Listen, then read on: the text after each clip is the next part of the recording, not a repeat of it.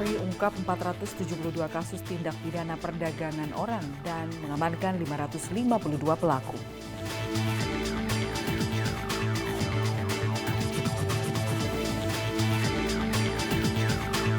Polrestabes Medan musnahkan 170 kg sabu dan tangkap 10 orang sindikat narkoba jaringan internasional.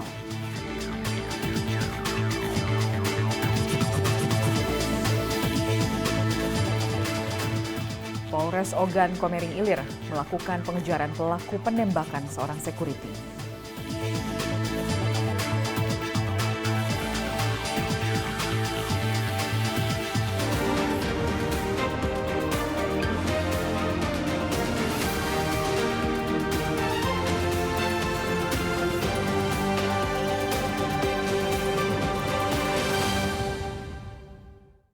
Selamat petang pemirsa, Presisi Petang kembali hadir edisi Kamis 22 Juni 2023. Selain 3 berita utama tadi, selama 1 jam ke depan kami juga menyiapkan sejumlah informasi giat personel polisi lainnya menyambut Hari Bayangkara ke-77. Saya Lydia Rotinsulu, inilah Presisi Petang selengkapnya.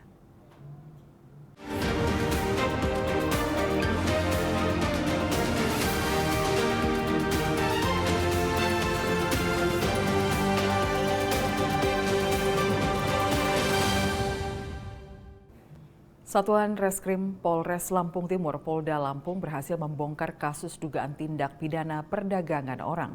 Satreskrim Polres Lampung Timur mengamankan 2 pelaku yang diduga telah memberangkatkan pekerja migran secara ilegal ke Hong Kong. 2 korban yang belum diberangkatkan sudah diamankan oleh Polres Lampung Timur.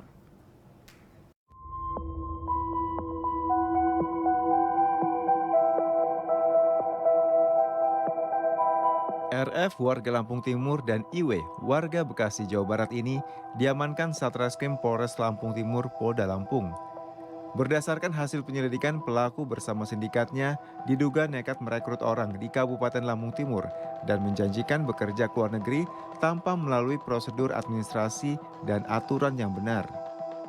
Para korban diduga dijadikan pekerja migran ilegal di Hong Kong dan Jepang menggunakan paspor dan visa turis.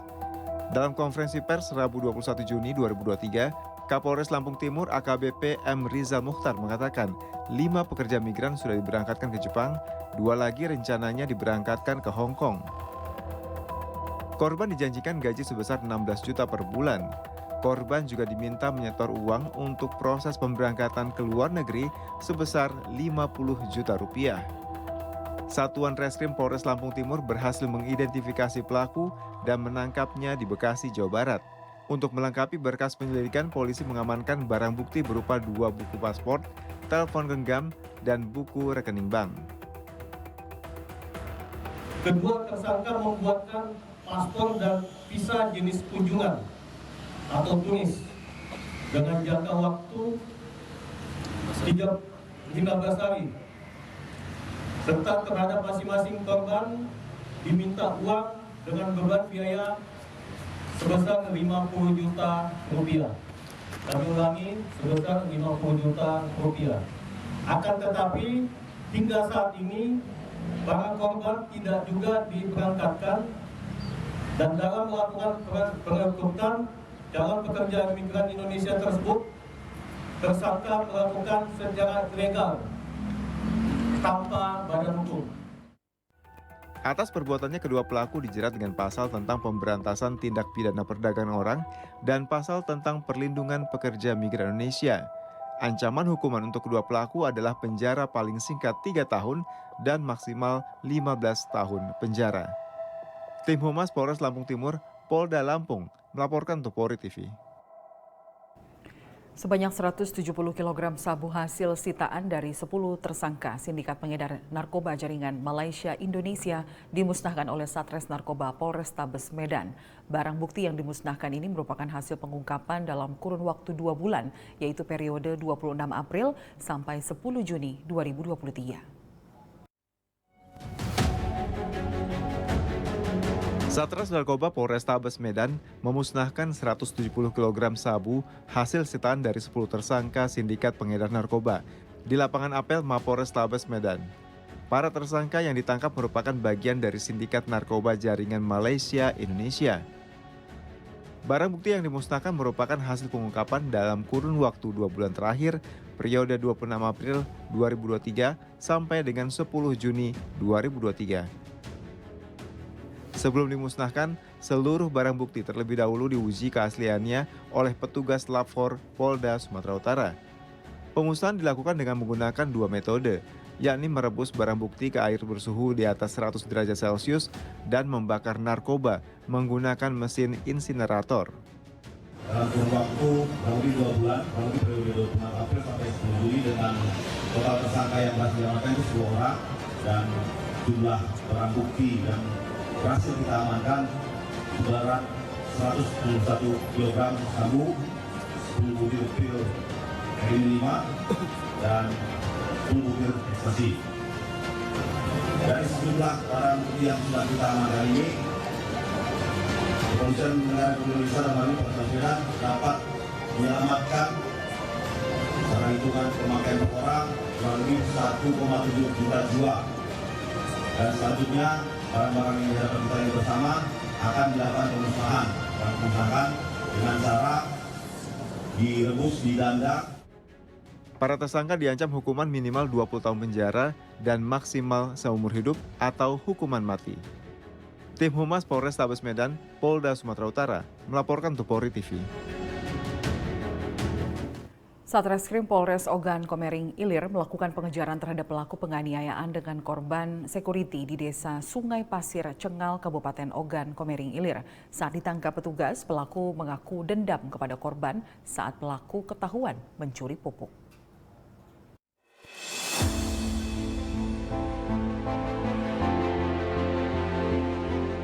Tim gabungan Satreskrim Polres Ogan Komering Ilir bersama personel Polsek Cengal dan Polsek Sungai Menang melaksanakan persiapan penangkapan pelaku berinisial N atas kasus penganiayaan di Jalan Poros Kebun Sawit, Desa Sungai Pasir Cengal, Kabupaten Ogan Komering Ilir. Dengan adanya laporan dari masyarakat akan keberadaan pelaku, tim gabungan langsung melakukan pengejaran terhadap pelaku di wilayah Desa Sungai Pasir Cengal, Ogan Komering Ilir. Tim gabungan Satreskrim Polres Ogan Komering Ilir selanjutnya berhasil menangkap pelaku N. Saat dimintai keterangan, pelaku merasa dendam karena sempat tertangkap mencuri pupuk oleh korban yang bekerja sebagai petugas keamanan di Kebun Limau Kasturi PT Sampurna Agro. Untuk mempertanggungjawabkan perbuatannya, pelaku dibawa ke Mapolres Ogan Komering Ilir untuk diproses lebih lanjut. Tim Humas Polres Ogan Komering Ilir, Polda Sumatera Selatan melaporkan untuk Polri TV.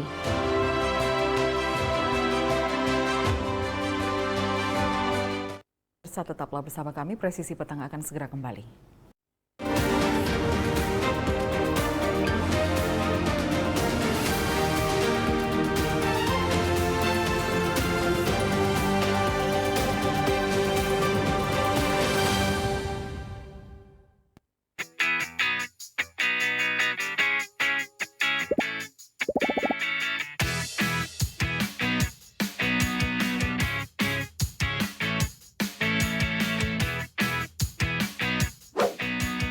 Informasi terhangat dari tanah air.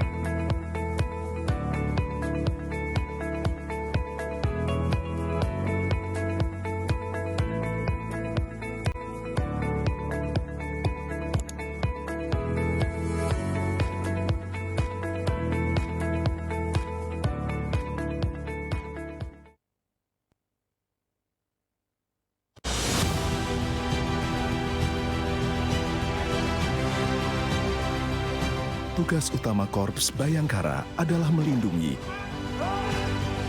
mengayomi, dan melayani masyarakat hingga ke penjuru Nusantara.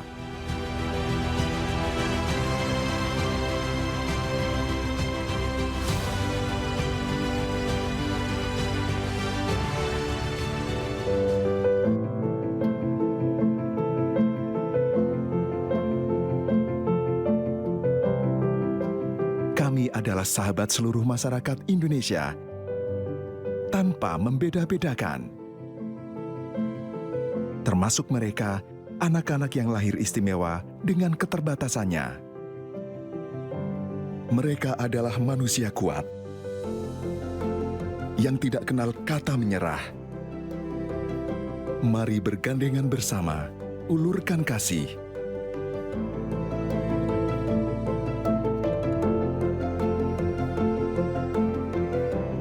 Mereka adalah kita, generasi bangsa.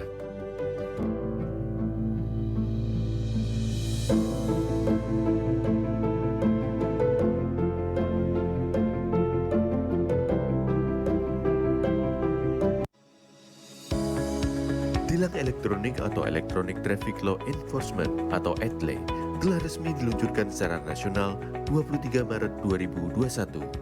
Perangkat ETLE secara otomatis menangkap pelanggar lalu lintas yang dimonitor dan kemudian diidentifikasi data kendaraan menggunakan ERI. Surat konfirmasi dikirim ke alamat publik kendaraan bermotor atau via SMS untuk permohonan konfirmasi atas pelanggaran yang terjadi. Penerima surat memiliki batas waktu sampai dengan 5 hari untuk melakukan konfirmasi melalui website atau datang ke kantor Subdirektorat Penegakan Hukum.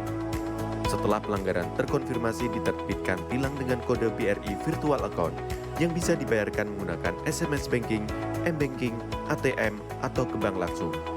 Batas pembayaran tilang 7 hari semenjak proses konfirmasi. Mari kita wujudkan lalu lintas yang aman, selamat, tertib, dan lancar demi kebaikan kita semua.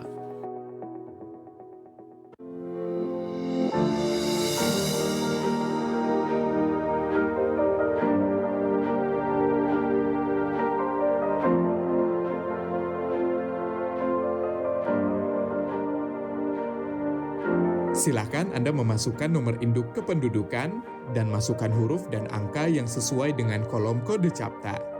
Kemudian tekan tombol pengaduan.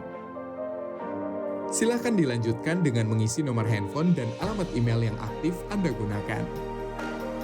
Terdapat 2 pilihan tujuan, yaitu Mabes dan Polda. Sedangkan tujuan Polres akan diakomodir melalui Poldanya. Silahkan masukkan nama dan alamat terlapor untuk mempermudah proses pelaporan Anda. Serta jangan lupa melampirkan dokumen penunjang laporan tersebut. Tekan tombol kirim aduan. Terima kasih, laporan Anda sudah kami terima. Untuk mengetahui perkembangan pelaporan yang sudah Anda buat, Anda dapat melakukan monitoring dengan cara menekan tombol cek status.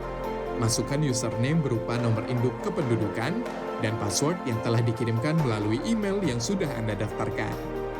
Di dalam halaman dashboard, Anda bisa mengetahui berapa kali Anda sudah membuat laporan, informasi konsultasi, tujuan aduan Anda, isi dari aduan Anda, serta status aduan. Dalam halaman detail laporan, Anda bisa mengetahui semua data yang sudah dimasukkan. Apabila Anda ingin mencetak laporan, silakan tekan tombol print laporan. Untuk mengetahui perkembangan pelaporan, Anda dapat memonitor setelah mendapatkan hasil laporan dari admin Dumas Presisi. Apabila Anda merasa memerlukan konsultasi, silakan isi form konsultasi agar dapat berkomunikasi secara online dengan admin. Kami hadir untuk melayani serta mempermudah proses pengaduan Anda. Terima kasih.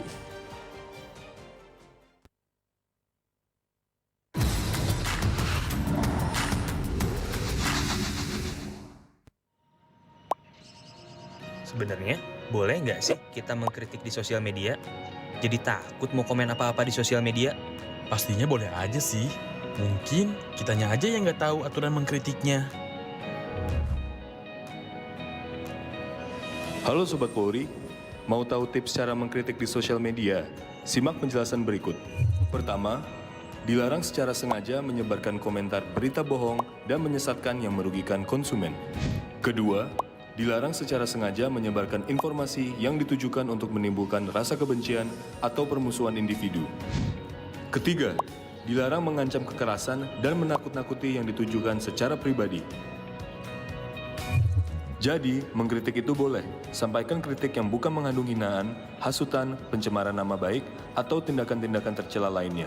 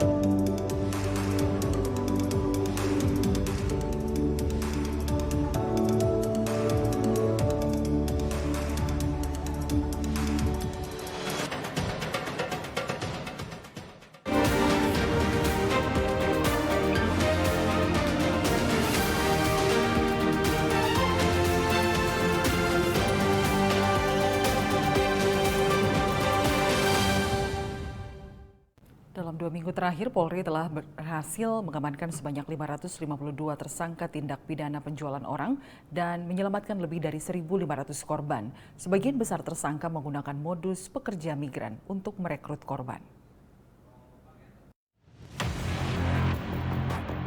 Kepolisian Republik Indonesia telah menindaklanjuti 472 laporan kasus tindak pidana perdagangan orang periode 5 Juni hingga 22 Juni 2023.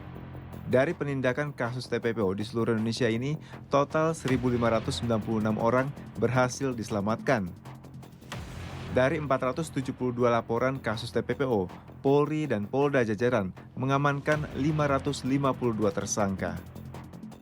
Sampai dari dibentuknya Satgas TPPO tanggal 5 Juni sampai tanggal 22, laporan polisi yang dibuat sudah 472 laporan. Jumlah korban TPPO yang berhasil diselamatkan oleh Polri, ini artinya berhasil diselamatkan belum menjadi pekerja migran ilegal. Masih di masa penampungan, kita lakukan penindakan, penangkapan terhadap pelaku dan korban berhasil kita selamatkan. Sampai tanggal 22 Juni sebanyak 1.596 orang. Kemudian jumlah tersangka pada kasus TPPO sebanyak 552 orang. TPPO ini adalah transnational crime. Bisa jadi pelakunya tidak hanya ada di Indonesia, tapi bisa jadi ada di luar negeri. Dan tentu ada tidak semudah membalikkan tangan, ada prosesnya, sehingga masih ada proses penyelidikan untuk mengungkap atau mengembangkan para pelaku atau tersangka lain. Kemudian modus yang dilakukan ada 4 seperti yang kami sampaikan kemarin. Dengan modus yang terbesar adalah pekerja migran legal, ada 368. Kemudian ABK sebanyak 6, kemudian dengan modus menjadikan PSK dengan angka 122. Kemudian eksploitasi anak sebanyak 27. Pengungkapan kasus TPPO ini merupakan arahan langsung Kapolri Jenderal Polisi Listio Sigit Prabowo untuk menjawab keresahan masyarakat terhadap tindak pidana perdagangan orang. Dari Jakarta, William Manda, Polri TV.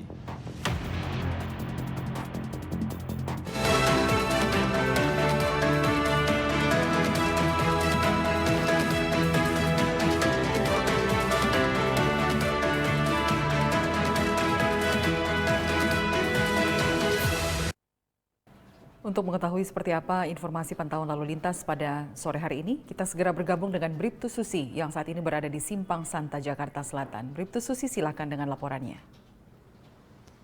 Ya baik, terima kasih Lydia dan selamat sore pemirsa. Saya Bribtu Susi akan melaporkan langsung bagaimana kondisi arus lalu lintas pada sore hari ini langsung dari kawasan Simpang Santa, Jakarta Selatan. Pemirsa memasuki jam berakhir perkantoran. Pada sore hari ini kondisi lalu lintas dari arah Pancoran ataupun Kuningan yang akan menuju lurus ke arah Blok M ataupun yang berbelok ke arah Jalan Wijaya saat ini memang sudah terpantau cukup padat. Antrian kendaraan menjelang traffic light berimbas 200 meter ke belakang, selepasnya kendaraan masih dapat melaju dengan kecepatan normal. Namun diharapkan kepada para pengendara untuk tetap bersabar dalam menunggu antrian traffic light dan khususnya kepada pengendara roda 2 untuk tetap berhenti di belakang garis stop. Dan kami himbau juga bagi Anda yang dari arah Pancoran ataupun Kuningan untuk tidak memutar balik dikarenakan akan menimbulkan ketersendatan ataupun perlambatan kecepatan bagi pengendara yang melintas dari jalur lainnya. Dan selanjutnya kondisi lalu lintas dari arah Jalan Wijaya yang akan berbelok kanan ke arah Pancoran ataupun yang berbelok kiri langsung ke arah Blok M saat ini juga dalam keadaan cukup ramai dan memang juga tampak sesekali terdapat beberapa pengendara khususnya kepada pengendara roda 2 yang masih tidak menggunakan kelengkapan safety riding seperti helm SNI dan diharapkan agar selalu menggunakan kelengkapan safety riding demi keselamatan diri Anda juga pengguna jalan lainnya. Dan selanjutnya kondisi lalu lintas dari arah Senopati yang akan menuju lurus ke arah Pancoran saat ini juga dalam keadaan cukup ramai dan juga diharapkan berhati-hati dikarenakan adanya pertemuan arus dari jalur ini, dan juga kami himbau untuk juga waspada dan tetap jaga jarak aman kendaraan Anda, di mana memang di kawasan ini banyak dilintasi oleh para pejalan kaki ataupun para pedagang, dan juga para pesepeda yang melintas di kawasan ini juga cukup banyak. Diharapkan juga kepada para pesepeda untuk tetap menggunakan lajur paling kiri jalan atau lajur khusus sepeda yang telah disediakan demi keamanan dan keselamatan bersama. Dan pemirsa, selalu tertib dalam berlalu lintas demi terciptanya keamanan, keselamatan, ketertiban, dan kelancaran lalu lintas. Dan apabila Anda ingin mendapatkan informasi mengenai kondisi arus lalu lintas terkini, kami siap melayani Anda dengan cara menghubungi call center kami di 1500669 dan SMS Center di 9119. Stop pelanggaran, stop kecelakaan, keselamatan untuk kemanusiaan. Indonesia tertib, salam presisi. Demikian informasi lalu lintas yang dapat kami sampaikan langsung dari kawasan Simpang Santa, Jakarta Selatan. Semoga bermanfaat dan kembali ke Lydia. Baik, terima kasih Bribtu Susi atas laporannya. Selamat kembali bertugas.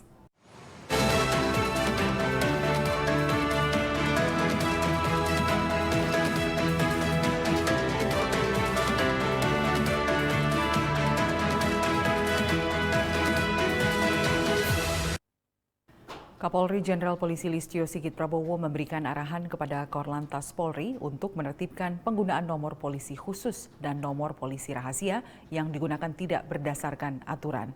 Informasi ini disampaikan Direktur Regiden Korlantas Polri Brigjen Pol Yusri Yunus siang tadi.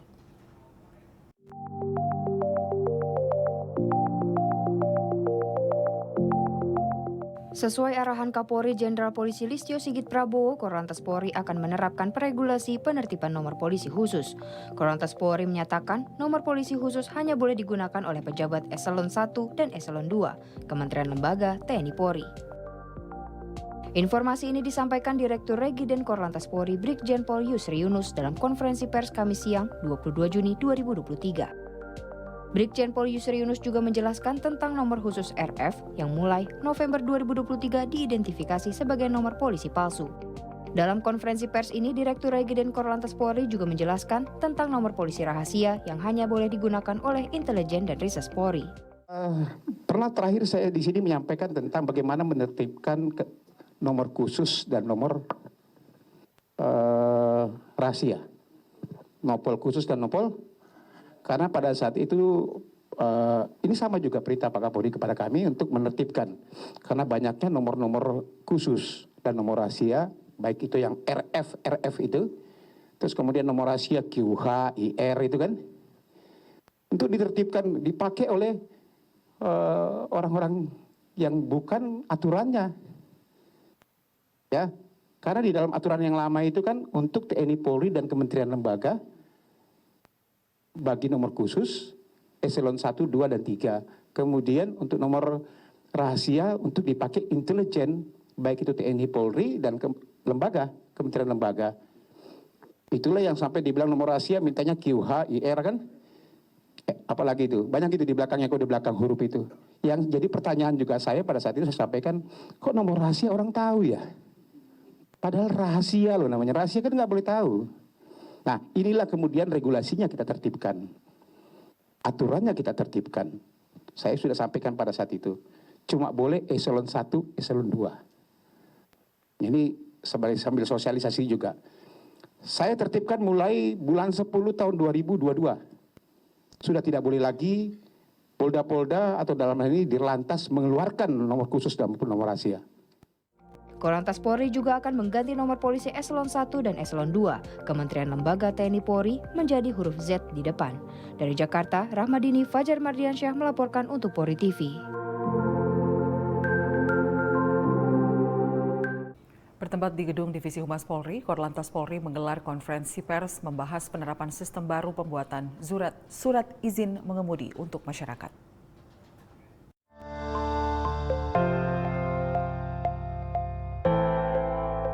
Penjelasan mengenai sistem baru dalam penerapan pembuatan surat izin mengemudi ini disampaikan oleh Direktur Regiden Korlantas Polri, Brigjen Pol Yusri Yunus. Brigjen Pol Yusri Yunus juga menjelaskan akan adanya sistem baru dalam pembuatan surat izin mengemudi kendaraan mobil berdasarkan Peraturan Polisi Nomor 2 Tahun 2023 terkait sertifikasi sekolah mengemudi yang harus dimiliki para calon pembuat SIM kendaraan mobil.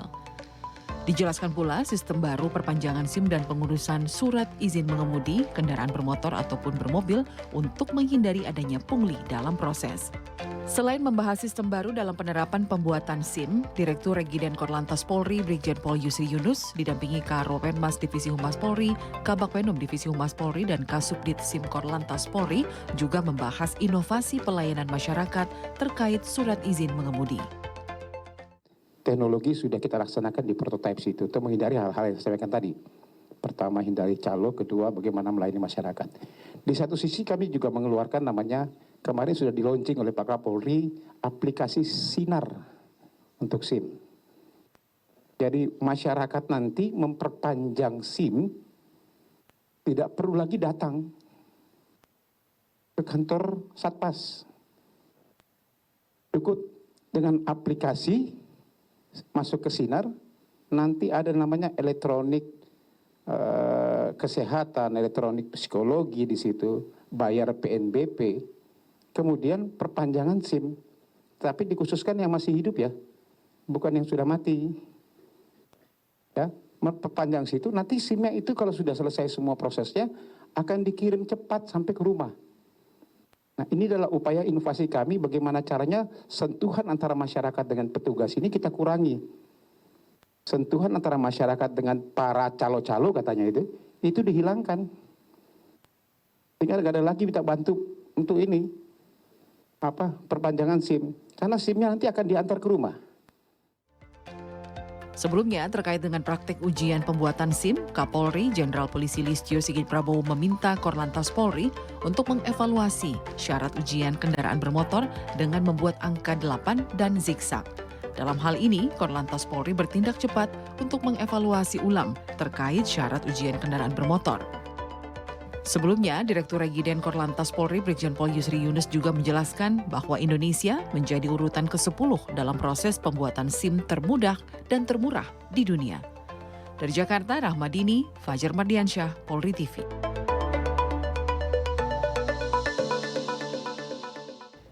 Tetaplah bersama kami, Presisi Petang segera kembali.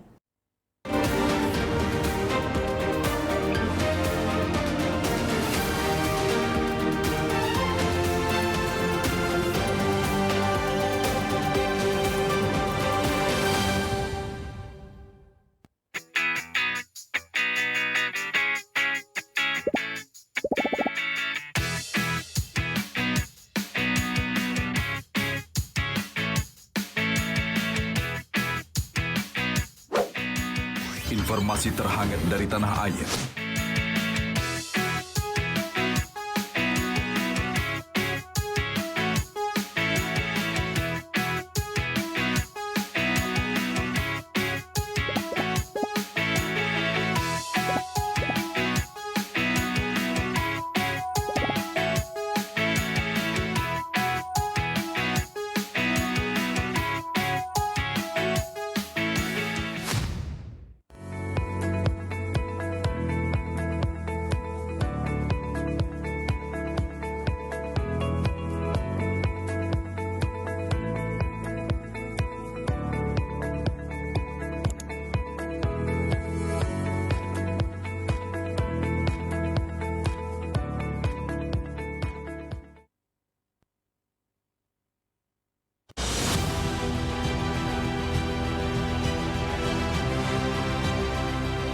Tugas utama Korps Bayangkara adalah melindungi,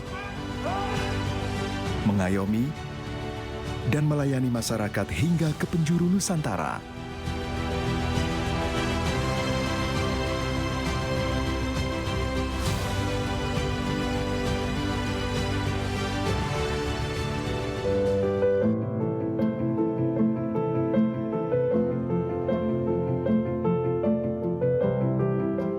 Kami adalah sahabat seluruh masyarakat Indonesia, tanpa membeda-bedakan. Termasuk mereka, anak-anak yang lahir istimewa dengan keterbatasannya. Mereka adalah manusia kuat yang tidak kenal kata menyerah. Mari bergandengan bersama, ulurkan kasih.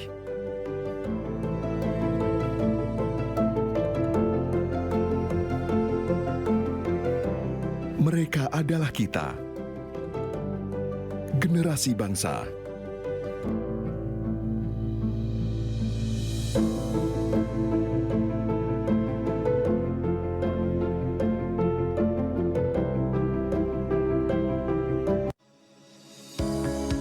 Tilang elektronik atau Electronic Traffic Law Enforcement atau ETLE telah resmi diluncurkan secara nasional 23 Maret 2021. Perangkat ETLE secara otomatis menangkap pelanggar lalu lintas yang dimonitor dan kemudian diidentifikasi data kendaraan menggunakan ERI. Surat konfirmasi dikirim ke alamat publik kendaraan bermotor atau via SMS untuk permohonan konfirmasi atas pelanggaran yang terjadi. Penerima surat memiliki batas waktu sampai dengan 5 hari untuk melakukan konfirmasi melalui website atau datang ke kantor Subdirektorat Penegakan Hukum. Setelah pelanggaran terkonfirmasi, diterbitkan tilang dengan kode BRI Virtual Account yang bisa dibayarkan menggunakan SMS Banking, M-Banking, ATM, atau ke bank langsung. Batas pembayaran tilang 7 hari semenjak proses konfirmasi. Mari kita wujudkan lalu lintas yang aman, selamat, tertib, dan lancar demi kebaikan kita semua.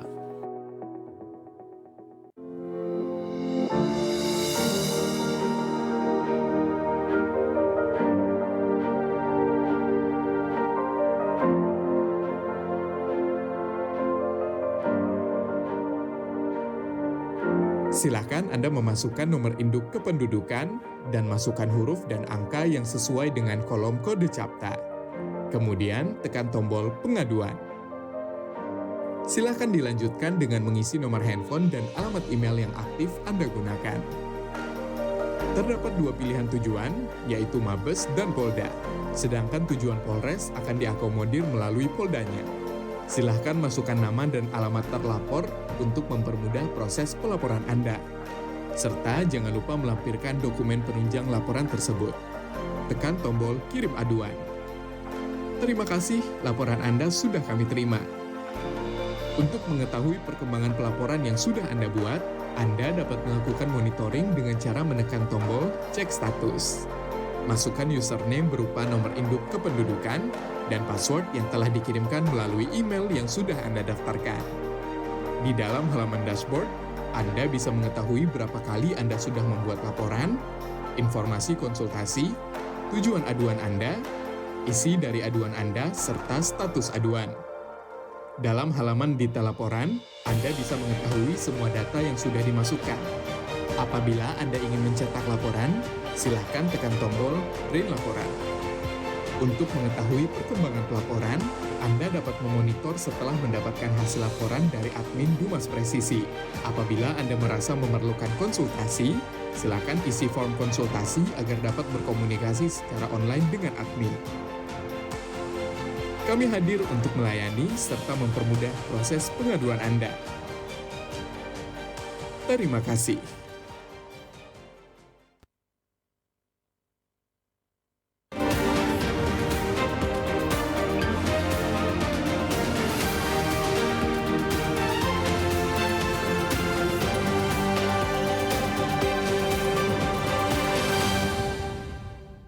Pussejarah Polri menggelar acara Sarasehan Kesejarahan Polri guna mendukung Polri Presisi untuk Negeri dalam rangka Hari Bayangkara ke-77 tahun 2023. Acara Sarasehan Kesejarahan Polri guna mendukung Polri Presisi untuk Negeri digelar dalam rangka Hari Bayangkara ke-77 sebagai sarana untuk mengenang kembali ingatan tentang sejarah yang ada di kehidupan Polri. Acara Sarasehan Kesejarahan Polri ini dibuka langsung oleh Kapus Jarah Polri, Brigjen Pol Hari Nugraha, dan dihadiri juga oleh para narasumber dan para peserta Sarasehan serta perwakilan dari Satuan Kerja Mabes Polri. Acara ini sengaja kita selenggarakan yang pertama untuk mengisi kegiatan dalam rangka Hari Bayangkara, kemudian yang kedua juga sebagai sarana untuk mengenang kembali, merefresh kembali ingatan kita tentang sejarah yang ada di lingkungan kepolisian negara Republik Indonesia. Karena dari beberapa pernyataan baik itu ahli narasumber atau dari lingkungan TNI, sejarah tentang kepolisian itu sangat minim ditulis dalam bentuk buku. Nah, sehingga kita juga kadang-kadang suka bingung di sejarah ini yang benar yang mana. Contoh mungkin nanti akan saya sampaikan beberapa contoh di lingkungan kita yang itu sudah menjadi kebiasaan, tetapi pada kenyataannya belum tentu itu benar. Nah, kemudian untuk hal yang lain, agenda yang lain, kita juga ingin menegaskan ataupun meyakinkan kembali kepada rekan-rekan khususnya yang ada di satker-satker tentang 1 Juli sebagai Hari Bayangkara. Dalam acara sarasehan kesejarahan Polri ini juga diisi dengan materi pembahasan menarik dari sejumlah narasumber, diantaranya Profesor Anhar Gonggong, Dr. Ambar Wulan, dan Profesor Juanda yang membahas sejarah Polri dan penetapan 1 Juli sebagai hari lahirnya Kepolisian Negara. Dari Jakarta, Rahmadini, Fajar Mardiansyah, Polri TV. Dalam rangkaian Hari Bayangkara ke-77, Polresta Banyumas melaksanakan kegiatan bakti religi, revitalisasi situs budaya dan agama di Masjid Saka Tunggal di Kecamatan Wangon, Banyumas, Jawa Tengah. Selain itu, untuk menambah kebutuhan sehari-hari, Polresta Banyumas juga memberikan bantuan sosial sembako kepada masyarakat. Polresta Banyumas Polda Jawa Tengah melaksanakan kegiatan bakti religi, revitalisasi situs budaya dan agama di Masjid Saka Tunggal serta memberikan bantuan sosial kepada masyarakat di Kecamatan Wangon, Banyumas, Jawa Tengah. Kegiatan dalam rangkaian Hari Bayangkara ini dihadiri Kapolresta Banyumas Kombes Pol Edi Surantasi Tepu, pengurus Bayangkari, Babin Kamtipmas, dan personel gabungan Polresta Banyumas. Kegiatan bakti religi dan revitalisasi situs budaya Polresta Banyumas ini merupakan rangkaian kegiatan Hari Bayangkara ke-77. Kami di sini tentu dalam rangka Hari Bayangkara ke-77 yang sebentar lagi akan kita laksanakan pada tanggal 1 Juli. Dan tentu ini merupakan rangkaian kegiatan menjelang Hari Bayangkara, yaitu bakti religi yang ada situs budayanya. Kami di sini berada di Masjid Saka Tunggal di Kecamatan Wangon. Kami datang di sini melakukan pembersihan, kerja bakti, dan lain sebagainya. Termasuk juga kita memberikan sembako untuk warga masyarakat yang ada di sekitar masjid ini. Besar harapan kami yang kami berikan bentuk representasi negara, bahwa negara hadir di tengah-tengah masyarakat, dan kami berharap semoga apa yang diberikan bisa sedikit banyaknya membantu warga masyarakat. Dan tentu pada kesempatan ini kami memohon doa restu dari masyarakat agar kami, Kepolisian Negara Republik Indonesia, khususnya Polresta Banyumas, bisa bekerja sebagaimana yang diharapkan oleh masyarakat, dan tentunya kami bisa melaksanakan tugas menjadi lebih baik lagi. Masyarakat menyampaikan apresiasi atas kegiatan kerja bakti dan pemberian bansos. Dengan adanya kegiatan ini, terjalin komunikasi yang baik antara polisi dan masyarakat, sehingga tercipta Kamtipmas yang aman dan kondusif. Tim Humas Polresta Banyumas Polda Jawa Tengah melaporkan untuk Polri TV. Presisi Petang akan segera kembali, tetaplah bersama kami.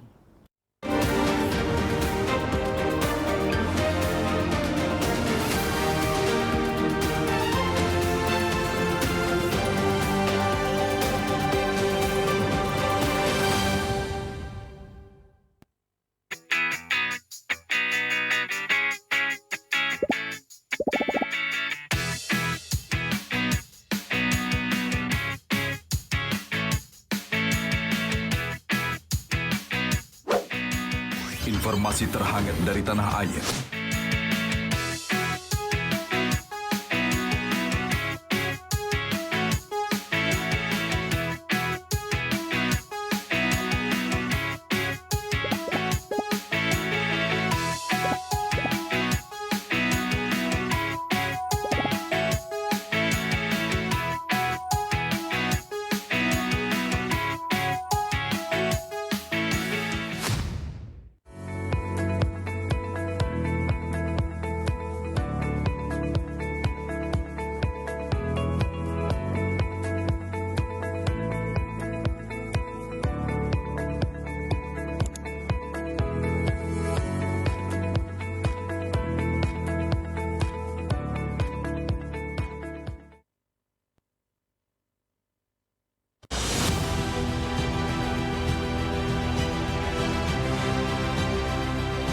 Tugas utama Korps Bayangkara adalah melindungi,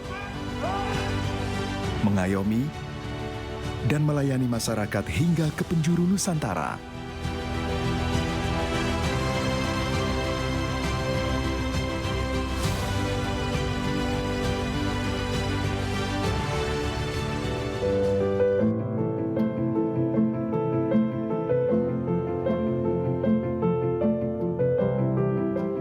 Kami adalah sahabat seluruh masyarakat Indonesia, tanpa membeda-bedakan. Termasuk mereka, anak-anak yang lahir istimewa dengan keterbatasannya. Mereka adalah manusia kuat, yang tidak kenal kata menyerah. Mari bergandengan bersama, ulurkan kasih.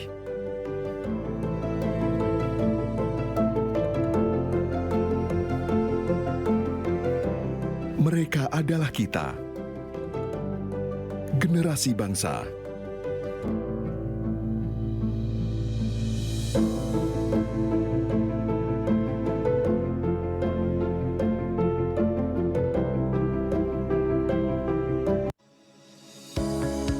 Tilang elektronik atau Electronic Traffic Law Enforcement atau ETLE telah resmi diluncurkan secara nasional 23 Maret 2021. Perangkat ETLE secara otomatis menangkap pelanggar lalu lintas yang dimonitor dan kemudian diidentifikasi data kendaraan menggunakan ERI. Surat konfirmasi dikirim ke alamat publik kendaraan bermotor atau via SMS untuk permohonan konfirmasi atas pelanggaran yang terjadi. Penerima surat memiliki batas waktu sampai dengan 5 hari untuk melakukan konfirmasi melalui website atau datang ke kantor Subdirektorat Penegakan Hukum. Setelah pelanggaran terkonfirmasi, diterbitkan tilang dengan kode BRI Virtual Account yang bisa dibayarkan menggunakan SMS Banking, M-Banking, ATM, atau ke bank langsung. Batas pembayaran tilang 7 hari semenjak proses konfirmasi.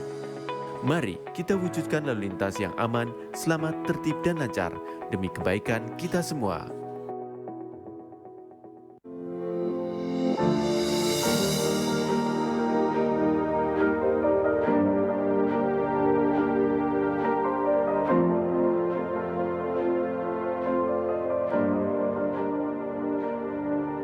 Silakan Anda memasukkan nomor induk kependudukan dan masukkan huruf dan angka yang sesuai dengan kolom kode CAPTA.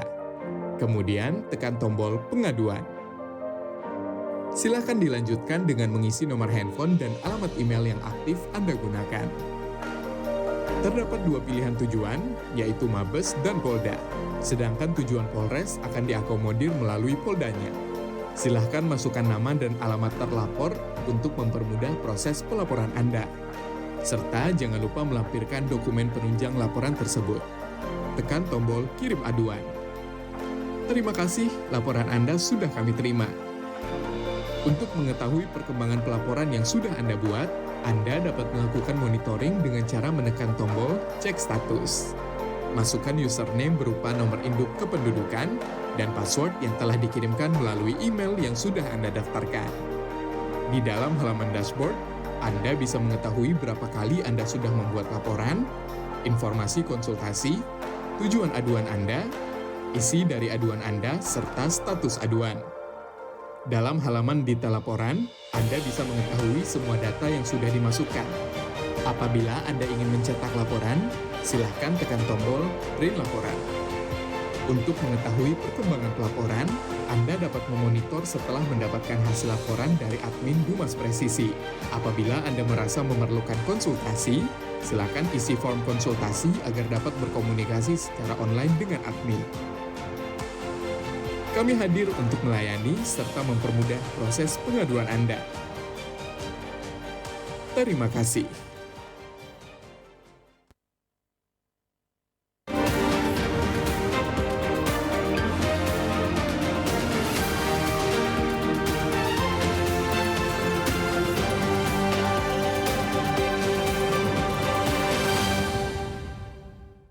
Untuk memenuhi kebutuhan darah di wilayah Banyumas, Jawa Tengah, Polresta Banyumas menggelar kegiatan bakti kesehatan donor darah bertempat di Pendopo Polresta Banyumas. Dalam kegiatan donor darah ini diikuti oleh personel Polresta Banyumas, TNI beserta masyarakat dan terkumpul 300 kantong darah.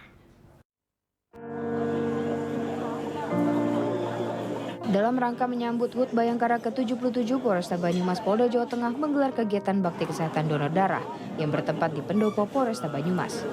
Kegiatan donor darah ini diikuti anggota Polresta Banyumas, TNI, dan masyarakat. Dari kegiatan donor darah ini terkumpul 300 kantong darah. Dalam rangka kegiatan ataupun rangkaian daripada Hari Ulang Tahun Bayangkara yang ke-77, Polresta Banyumas mengadakan aksi donor darah yang bersama-sama dengan PMI, di mana target kami hari ini melaksanakan ada 300 kantong darah yang bisa disumbangkan ke PMI. Tentunya dengan donor darah ini, darah nanti yang disumbangkan ini bisa bermanfaat bagi masyarakat. Kegiatan donor darah ini sebagai bentuk kepedulian Polresta Banyumas untuk membantu kebutuhan darah, khususnya yang ada di wilayah Banyumas, Jawa Tengah. Tim Humas Polresta Banyumas Polda Jawa Tengah melaporkan untuk Polri TV.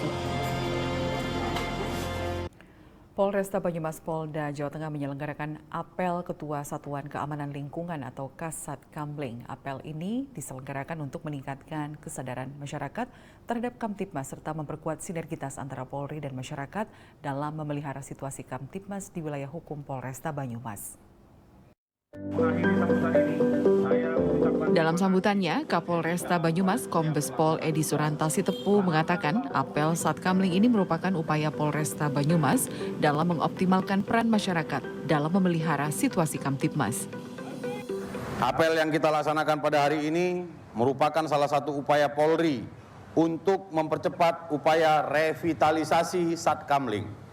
Semoga kegiatan ini dapat meningkatkan semangat dan mengoptimalisasikan peran awak Satkamling dalam mengemban fungsi kepolisian terbatas guna memelihara keamanan dan ketertiban masyarakat secara swakarsa.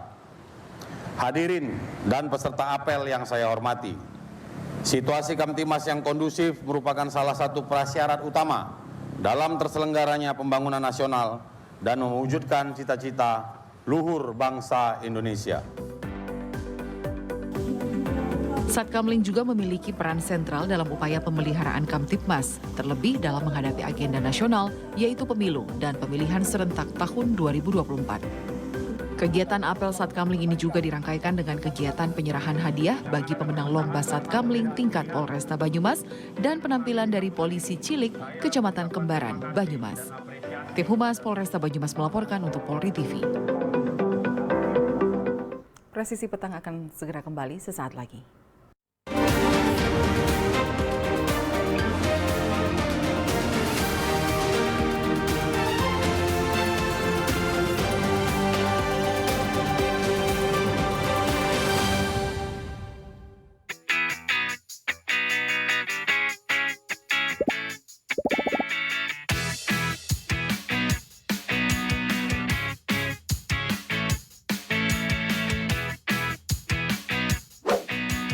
Informasi terhangat dari tanah air.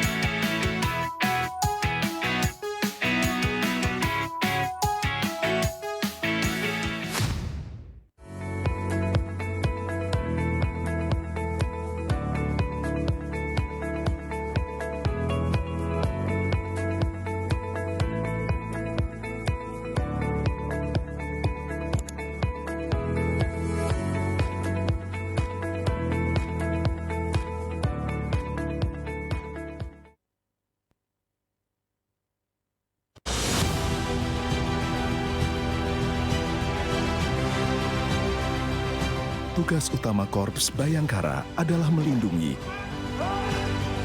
mengayomi, dan melayani masyarakat hingga ke penjuru Nusantara.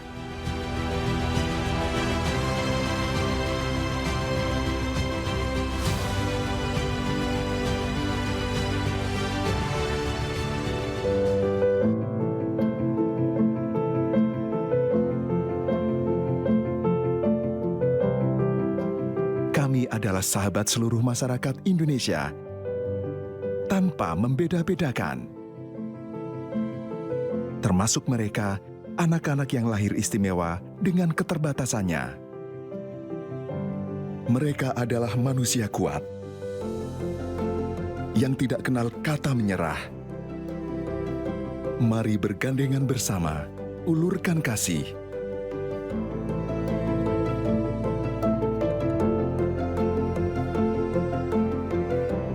Mereka adalah kita, generasi bangsa.